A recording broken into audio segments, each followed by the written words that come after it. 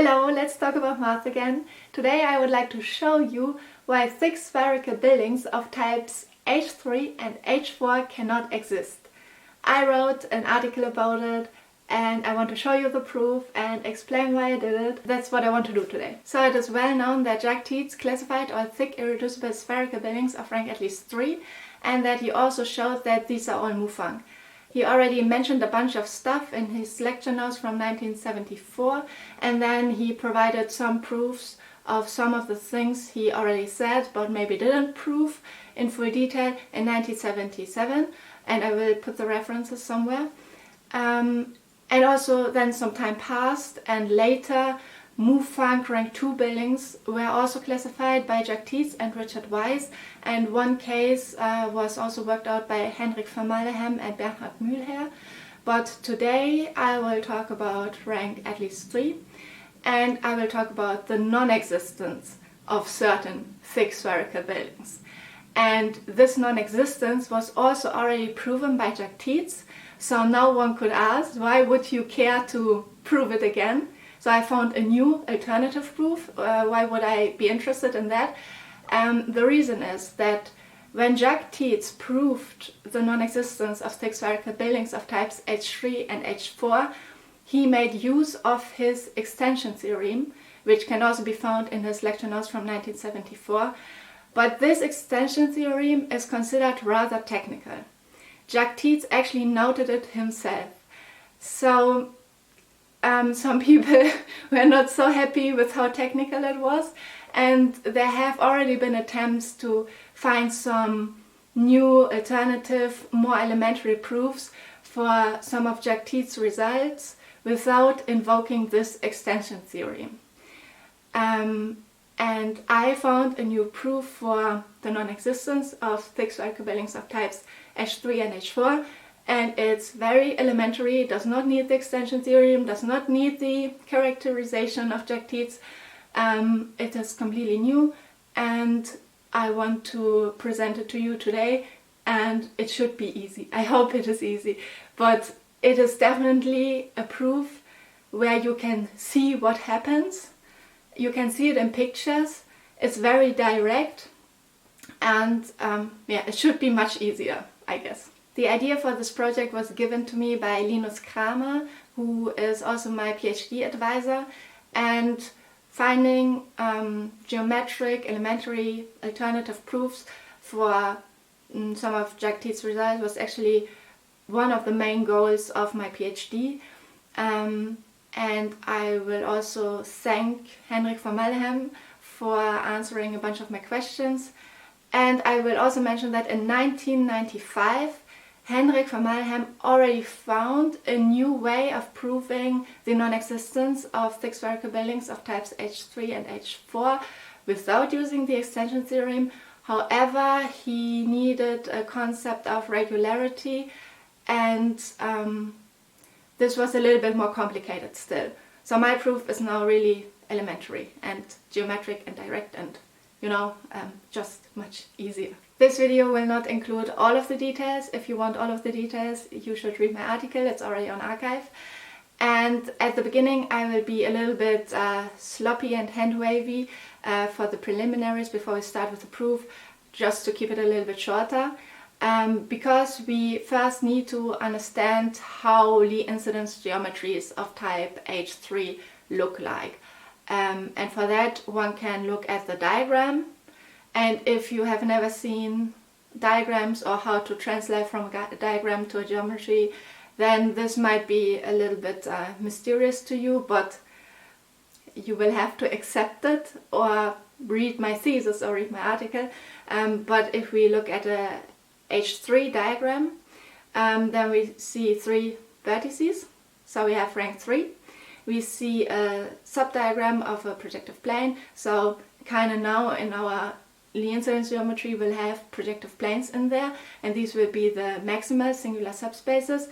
And we can see a subdiagram of a generalized pentagon, so we also know that we will have generalized pentagons in our geometry. And taking all of this together, one can kind of see that the apartments of Lie-incidence geometries of type H3 have to be icosahedra. This is well known, this is not a new thing. I didn't make that up. So this was the fast part, but this is the main thing we need. And now that we know how apartments look, we can already read off all the possible relations that 2 points or 2 lines or 2 planes can have. For points, 2 distinct ones, we can have that they are either collinear, so they are on a common line together, or we can have that they have distance 2, and in that case there exists a unique line containing all the points that are collinear to both. Or the 2 points can have distance 3. In that case we also say that they are opposite. And in that case, so we now call the points B and P. If we look at all the points that are collinear to B and have distance 2 to P, then these points form a generalized pentagon.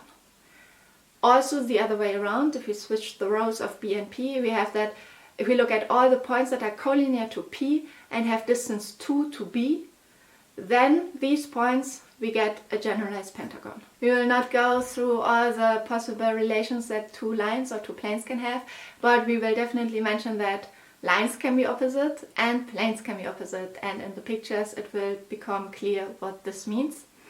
And if 2 planes are opposite, then for every point Q in the one plane, there exists a unique line in the other plane such that all points of that line have distance 2 to Q. This will also be important, we will use that. Next we want to define a projection map, and for that we will look at an apartment again. And we take 2 opposite points, B and P, and I will describe to you now how we define the projection that we want. So suppose we have a plane BXY through B, and we want to project it to the point P.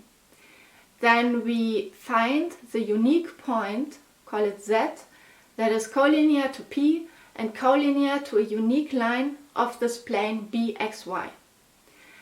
And then we say that the projection of the plane BXY onto P is the line PZ.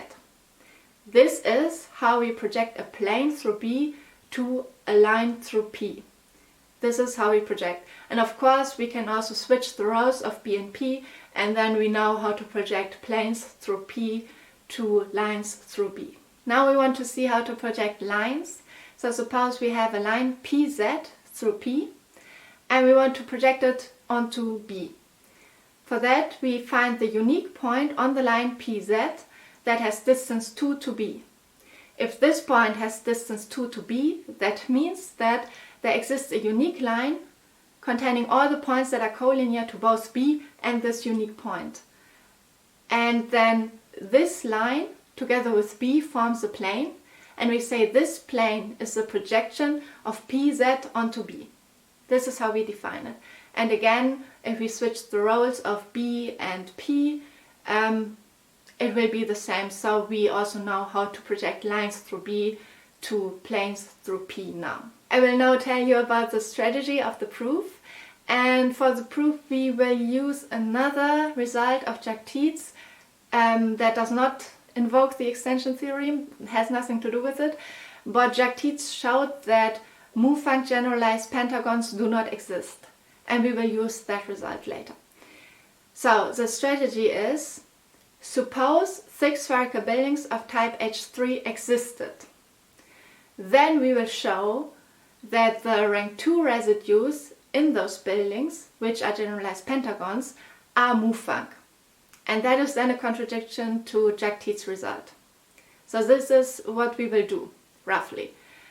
For that, so to show that these generalized pentagons, these rank 2 residues, are mu-func, we will give direct geometric constructions for all the root relations that are required in order for a building or sub-building to be mu-func. So, we will suppose 6 spherical buildings of types H3 exist. Then we will give direct geometric constructions for all root relations for the generalized pentagons contained in them, showing that these are mu-func, which is then a contradiction to the fact that mu-func generalized pentagons do not exist. Then, of course, since buildings of type H3 are contained in buildings of type H, so if thick spherical buildings of type H4 existed, then also in there we could do the exact same construction and have the exact same contradiction. So it's enough to do this proof for H3, and then it already also follows that thick spherical buildings of type H4 can also not exist. And now we will actually start with the proof. So suppose thick spherical buildings of type H3 exist, then we can look at some generalized pentagon in our bigger building, and then we have two opposite points, B and P, such that all points of this generalized pentagons are collinear to B and at distance 2 to P. And again, we will consider an apartment of this generalized pentagon, and we label the points B0, B1, B2, B3, B4. And we know that the apartments are icosahedra, so now we will also label the points below in the ordinary pentagon, and we call them P0, P1, P2, P3 and P4. And we do it such that Pi is always collinear to the line Bi minus 1 Bi. And I will include pictures. And now let B0, B1, B2, B3 prime, B4 prime be another apartment of the generalized pentagon that has all the points collinear to B and at distance 2 to P. And our goal is to show that there exists an automorphism fixing the lines B0, B1 and B1, B2 pointwise, stabilizes all the lines through B0, all the lines through B1, and that moves the apartment B0, B1, B2, B3, B4 to the apartment B0, B1, B2, B3 prime, B4 prime. And since everything was arbitrary, if we show it for this now, then we showed that generalized pentagons in thick spherical buildings of type H3 are Mufang, which is then a contradiction. But so you see, all we need to do is to construct such an automorphism, and then we are done. And of course, for constructing such an automorphism, there's also a plan.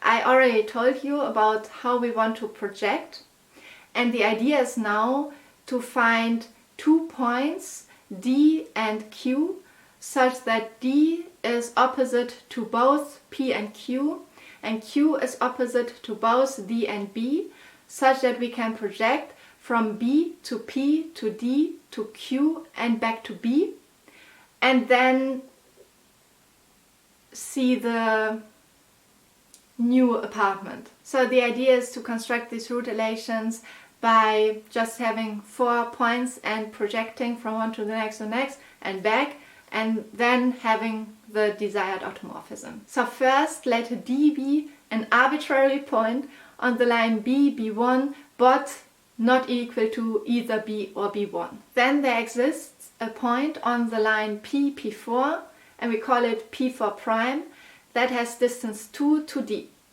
And then D has distance 2 to all of the points on the lines P0, P4 prime, and P4 prime, P3. Now, when P3 and D have distance 2, that means that there exists a unique line with all the points that are collinear to both. And since D and P3 are both collinear to B2, this line will go through B2. Now, the same for P0 and D. There will be a unique line containing all the points collinear, but D and P0 are both collinear to B0, so this line will go through B0. And since P4 prime and D also have distance 2, we will also get some unique line there with all the points collinear to both. And now we will label the points that are all collinear to all points of P0, P4 prime and to D. We will label this point D4, and then the point that is collinear to all of the points P4 prime, P3 and D, we will label it D3. This proof will really be a lot easier to follow in pictures, so I will include a picture now of the apartment, and drawn in are all of the points we have talked about so far. It's a bit crowded, but it will be okay. And now we will define a map phi that is just the product of the projections from B to P and then to D. So it's also called a projectivity. So this is our phi. And now, of course, the goal is to find a point Q such that we can then do phi, so B, P, D, and then we can go on, project to Q, and then back to B, and then this should do everything that we want. But before we start worrying about point Q that does the right things, we will look at what phi already does. So if we apply phi, then what happens? Where do we land? We first look what happens to the plane B, B1, B2 if we apply phi. So first we have to project this plane to P, and then so we have to see what is the unique point collinear to P that is also collinear to a unique line of that plane. And this point is P2. So if we project this plane onto P, we get the plane P, P2. And now we have to project this line onto D. So there will be some unique point on the line P, P2 at distance 2 to D. And we can already see that it is just P2 again. And then P2 is collinear, or like there exists a unique line collinear to P2 and to D. And the image should be the plane spanned by D and this line. And this line is again B1, B2. So we get the exact same plane again. So if we apply phi to the plane B, B1, B2, we just exactly get the same plane again. And this will be the image of that plane. And now we see what happens to the plane B, B0, B1 if we apply phi. And something very similar happens. So first we project it to P, then we get the line P, P1, then we project it to D, and then we get the plane D, B1, B0.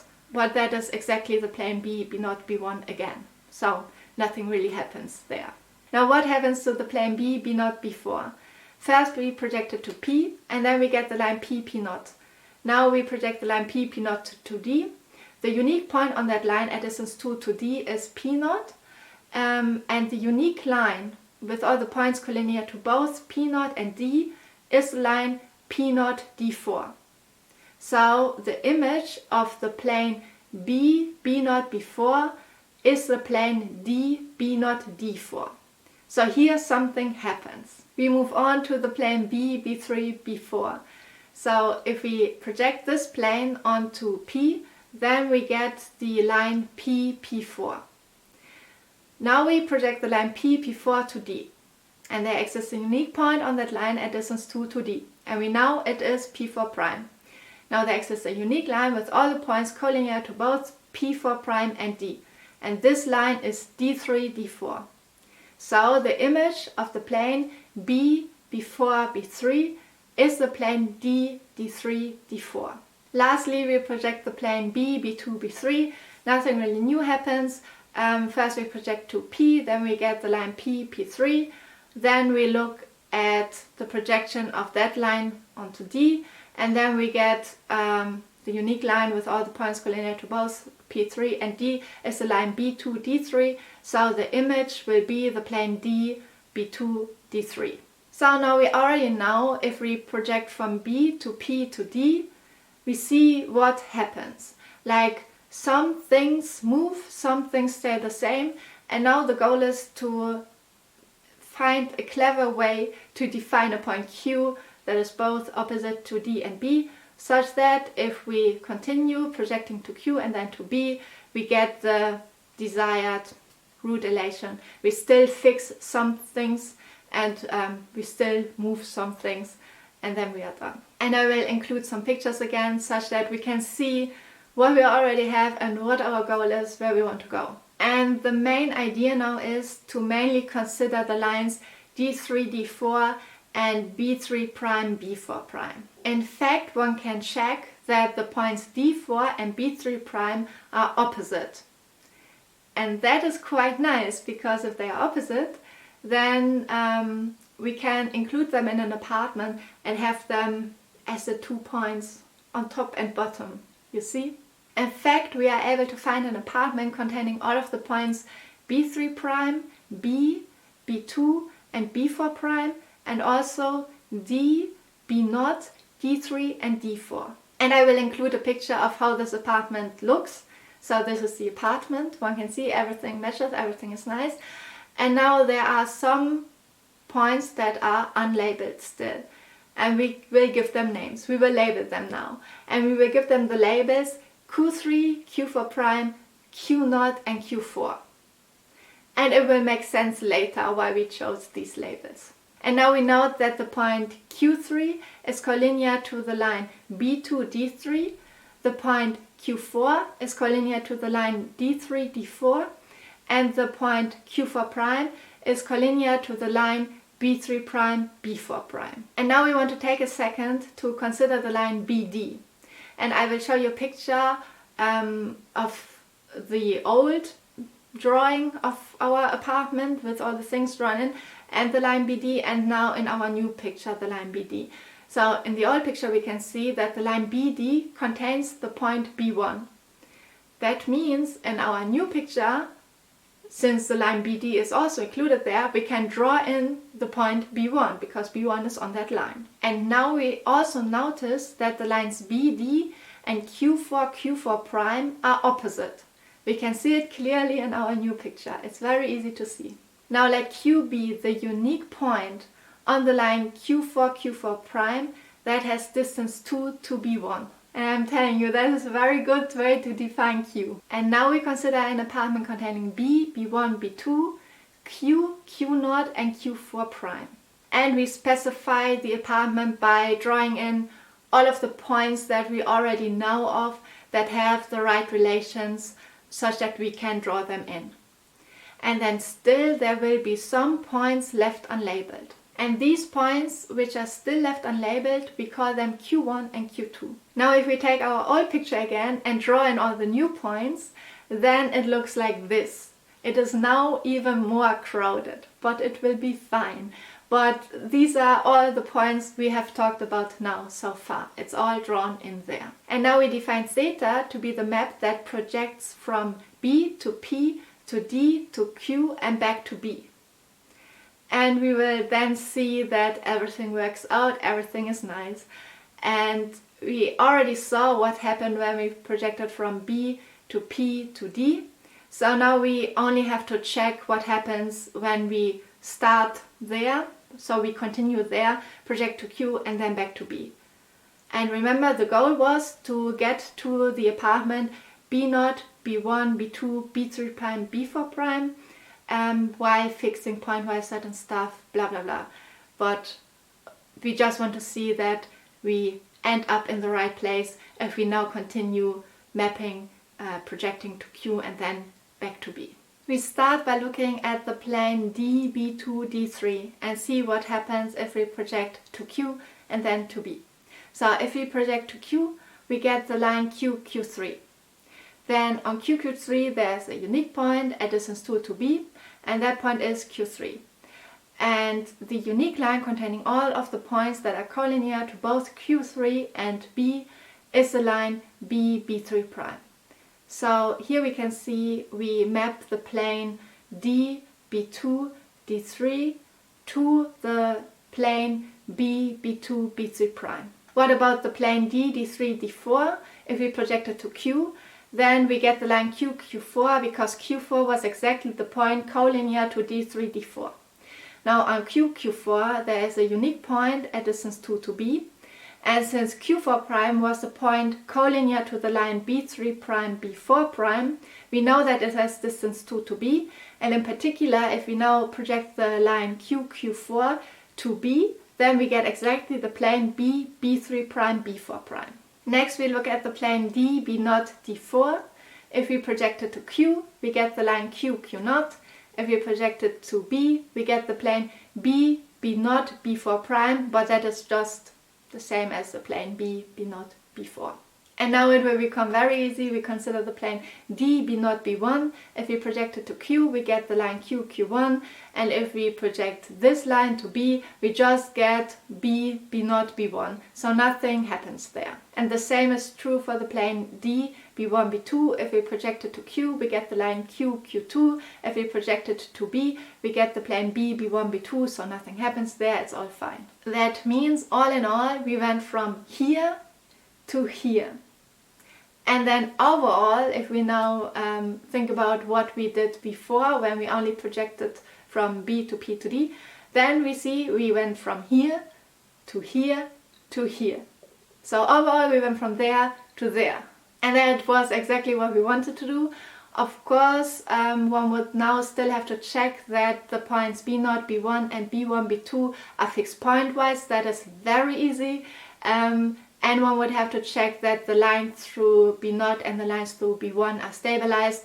That is also not so difficult, one can do it. I have it in my article if you're interested, but I will leave out the details now. I think we can at least see in the pictures and see from our proof very clearly that at least the lines B0, B1 and B1, B2 are fixed, and also B1, B4 is already stabilized, and we move from the one apartment to the other apartment. So this is all how we wanted it to be. And this is all I wanted to show in this video. I left out some details, but I wanted to keep this video a little bit shorter and mainly give you an impression of how to prove this, why it is true that thick spherical buildings of type H3 and H4 do not exist.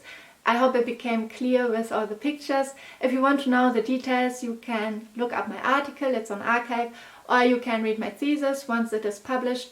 And thank you very much for watching, and goodbye.